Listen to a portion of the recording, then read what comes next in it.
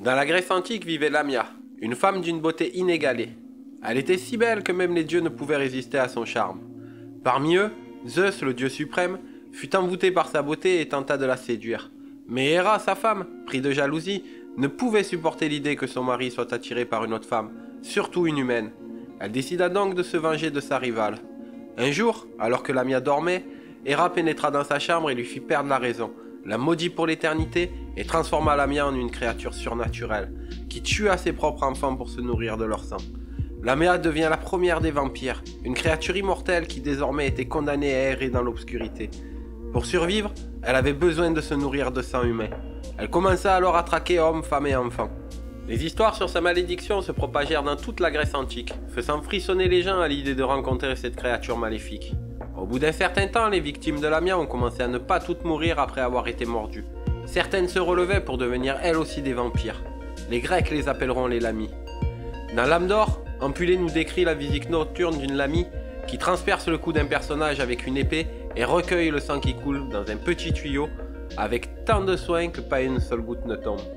Petit à petit, les vampires se sont répandus dans toute l'Europe, attaquant les gens la nuit car ils craignaient la lumière du jour. Dès lors, les vampires allaient hanter l'Europe et émerger dans les différents endroits du monde pour des siècles et des siècles à venir. L'histoire de Lamia, la première des vampires, est à l'origine de nombreuses autres légendes qui ont terrifié l'imaginaire populaire. Dans cette vidéo, nous allons découvrir deux histoires effrayantes, fascinantes et surtout authentiques de vampires qui ont réellement existé. Peter Plogosovitch. En 1725, les autorités militaires impériales, en poste près du village de Kisilova en Serbie, rapportèrent une histoire des plus étranges, qui fut consignée dans le rapport publié le 21 juillet 1725 dans le Das Wienerische Diarium. C'est l'histoire d'un paysan nommé Peter Plogosovitch, décédé à l'âge de 62 ans 6 semaines plus tôt et enterré selon les rites religieux locaux. Peu de temps après son enterrement, une série de décès mystérieux frappa le village. En l'espace d'une semaine, 9 personnes jeunes et âgées périrent dans ce village terrassé par une fièvre fulgurante qui les emporta en l'espace de 24 heures. Le plus étrange dans cette histoire est que chaque victime de cette épidémie avait une marque étrange sur la gorge, suggérant que quelque chose les avait mordus. Et que chacune de ces personnes déclara avant de mourir à leurs proches avoir vu le défunt Pierre Plogosovitch s'approcher d'elles pendant leur sommeil, se coucher sur elles et les mordre à la gorge, les vidant en partie de leur sang avant de disparaître mystérieusement. Les villageois, bouleversés par ces morts inexplicables et les témoignages effrayants des proches des victimes, furent encore plus perturbés après leur rencontre avec la veuve de Peter. Cette dernière leur raconta que son mari était revenu d'entre les morts pour réclamer ses chaussures. Après cette révélation, la veuve terrifiée s'enfuit alors du village, laissant les villageois dans l'angoisse face à cette situation mystérieuse, effrayante et inexplicable. Après s'être concertés au cours d'une réunion organisée en urgence, les villageois comprirent très vite à quoi ils avaient affaire. Depuis plusieurs années déjà, les habitants des villages alentours rapportaient des histoires similaires où les victimes affirmaient avoir été visitées par des vampires pendant leur sommeil. Craignant que la créature vampirique ne continue à semer la mort dans leur village, les villageois demandèrent aux autorités impériales de leur venir en aide. Un officier impérial du nom de Frombald fut alors chargé de résoudre cette affaire mystérieuse et effrayante. Pour mener à bien sa mission, il se fit accompagner du pope de la ville de Gradiche et de quelques soldats.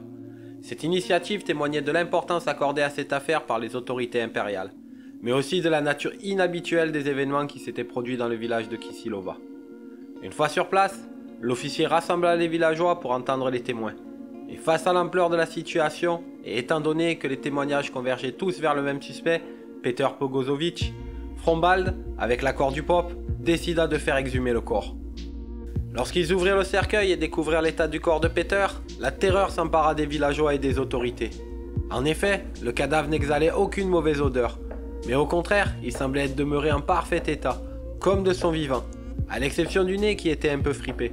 Les cheveux et la barbe avaient poussé, les vieux ongles étaient tombés, et à la place d'autres s'étaient formés. La peau blanchâtre pelait, et par endroits, on pouvait voir une autre qui poussait en dessous. Le visage, les mains, les pieds et l'ensemble du corps étaient si bien conservés qu'on aurait dit que la vie ne l'avait pas quitté. Ses vêtements étaient également intacts et propres, mais surtout, sa bouche était tachée de sang et ses dents semblaient bien plus longues qu'à l'accoutumée, notamment 2 de ses canines. Les autorités et les villageois furent alors convaincus que Peter Plogosovitch était bel et bien devenu un vampire, et que ses agissements étaient responsables de ces morts mystérieuses. Après un tel spectacle, et devant la détresse et l'horreur de la population, il fut alors décidé sur les conseils du pope de fabriquer un long pieu en bois et de transpercer le cœur du défunt. Lorsqu'ils lui percèrent le cœur, un énorme flot de sang vermeil s'en échappa, ainsi que de la bouche et des oreilles. Il est dit que Plogošević aurait alors ouvert les yeux et hurlé de douleur avant de mourir cette fois-ci pour de bon. Il fut fait de même avec toutes les victimes de Plogošević. Elles furent donc elles aussi exhumées et transpercées au niveau du cœur par un pieu. Ensuite, tous les cadavres furent brûlés jusqu'à ce qu'il ne reste plus que des cendres. Arnold Paul, né vers 1700 dans le village de Medvedia, au nord de Belgrade en Serbie, Paul servit dans l'armée puis retourna dans son village en 1727. Honnête travailleur, il acquit une portion de terre.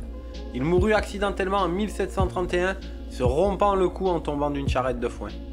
De son vivant, cet homme avait l'habitude de raconter que lors de son service militaire en Turquie, près de la ville de Kasova, il aurait été attaqué et mordu par un vampire, qu'il aurait réussi à tuer. Pour guérir sa blessure, il avait alors mangé un peu de terre de la tombe du vampire, puis avait badigeonné sa morsure avec le sang de la créature. 3 semaines après son inhumation, des gens commencèrent à se plaindre qu'ils avaient été visités et tourmentés par le dit Paul. 4 personnes déclaraient l'avoir vu au grand jour. Les témoins décédèrent mystérieusement peu de temps après leur déclaration. Les victimes, avant de mourir, souffraient toutes d'anémie, de grande fatigue, de difficultés à respirer, de crises de panique et de terribles cauchemars. Environ 40 jours après la mort de Paul, pour mettre un terme à ce danger, le bailli du village nommé Jobira, qui avait déjà assisté à ce genre d'événement auparavant, demanda aux habitants de déterrer Paul.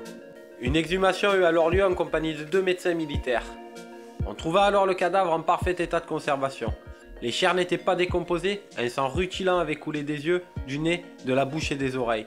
La chemise et le linceul étaient également maculés de sang frais. En fait, les vieux ongles et la peau des mains et des pieds s'étaient détachés pour laisser place à des ongles et des chairs régénérées. Tous ces indices permettant de conclure qu'il s'agissait d'un authentique vampire. Lorsque son cœur fut selon la coutume transpercé d'un pieu effilé, Paul poussa un effroyable hurlement, et des flots de sang s'échappèrent de son corps, que l'on brûla le jour même. Les cendres furent jetées dans la tombe. Mais là-bas, on raconte que tous ceux qui meurent à cause d'un vampire deviennent vampires à leur tour. Il fallut donc exhumer les 4 victimes des jours précédents et se livrer au même horrible rituel sur leurs cadavres. Mais l'affaire n'était pas pour autant terminée. Au cours de l'hiver qui suivit, les morts mystérieuses recommencèrent, et plusieurs habitants du village périrent. En l'espace de 3 mois, 17 personnes de différents sexes et différents âges moururent de vampirisme, quelques-uns subitement et d'autres après plusieurs jours d'agonie. Le bailli Jobira raconta que sa fille Stanjoïka s'était couchée 15 jours auparavant en parfaite santé. Une nuit, elle poussa un cri effroyable, se réveilla en sursaut et pleine de frayeur, se plaignant d'avoir été serrée au cou par un homme mort depuis 4 semaines, qui était le fils d'un villageois nommé Miloé.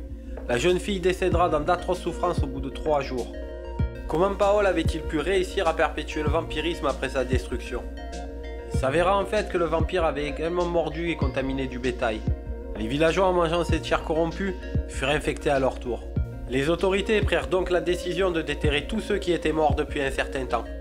Parmi une quarantaine de morts, on en trouva 17 avec tous des signes les plus évidents de vampirisme. Parmi ces vampires, il y avait entre autres une femme nommée Stana, morte à 23 ans et 3 mois à la suite d'une agonie ayant duré 3 jours. Elle était enterrée depuis 15 jours et elle était en excellent état de conservation. Elle avait encore du sang frais qui lui coulait dans les veines. Une femme milésia âgée de 60 ans, enterrée depuis environ 90 jours, avait encore dans sa poitrine une quantité importante de sang liquide. Ses organes étaient tous en excellent état. Son corps était devenu plus gras qu'avant sa mort. Durant sa vie, Milésia était plutôt maigre. Miloué, un homme de 35 ans enterré depuis 6 semaines, a lui aussi été retrouvé en parfait état de conservation. On déterra aussi le fils de Miloué qui avait attaqué la fille du bailli. Il était âgé de 16 ans et enterré depuis 9 semaines. Il était mort après 3 semaines de maladie et était lui aussi parfaitement conservé. Joachim, âgé de 17 ans, fut également déterré. Il était mort après 3 jours d'agonie et avait été enterré depuis 8 semaines et 4 jours. Il avait encore du sang frais sur ses mains, ses habits et sa bouche. Rusha, une femme morte après 8 jours de maladie, enterrée depuis 6 semaines. Dans sa poitrine, on a retrouvé une grande quantité de sang frais. Une fillette de 10 ans, morte depuis 2 mois, avait le corps intact, non décomposé. Dans sa poitrine, il y avait aussi une grande quantité de sang. Stanko, un homme de 60 ans, mort depuis 6 semaines, avait une grande quantité de sang frais dans la poitrine et l'estomac. Stanjoïka, la fille du bailli, morte à 20 ans d'une maladie ayant duré 3 jours, fut trouvée le visage rouge et de couleur vermeille. C'est elle qui avait été serrée au cou par le fils de Milo. Alors qu'on ouvrait son cercueil, une grande quantité de sang frais sortait de son nez. Tous ses organes se trouvaient en parfait état de conservation, ainsi que la peau de tout son corps, ses ongles, ses mains et ses pieds. Après que tous ces faits aient été soigneusement consignés, des bohémiens de passage furent employés pour décapiter les cadavres. On brûla ensuite tous ces corps et on jeta leurs cendres dans la rivière Morova. Tous ces faits furent attestés dans divers procès-verbaux signés par des officiers allemands et autrichiens et par des baillis de village. Un rapport officiel fut écrit par le lieutenant Buttner et le médecin militaire Fleikinger du régiment Alexandre Wittenberg. Publié le 7 janvier 1732 sous le titre de Visium et Repertum, vu et découvert, le manuscrit original de ce rapport est conservé dans les archives militaires de Vienne. Voilà, nous arrivons à la fin de la vidéo. Je vous remercie de l'avoir visionné, j'espère qu'elle vous a plu. Si c'est le cas, n'hésitez pas à la liker et à la partager avec vos amis. Merci de vous abonner à la chaîne si ce n'est pas déjà fait. Vous serez ainsi informé des prochaines publications.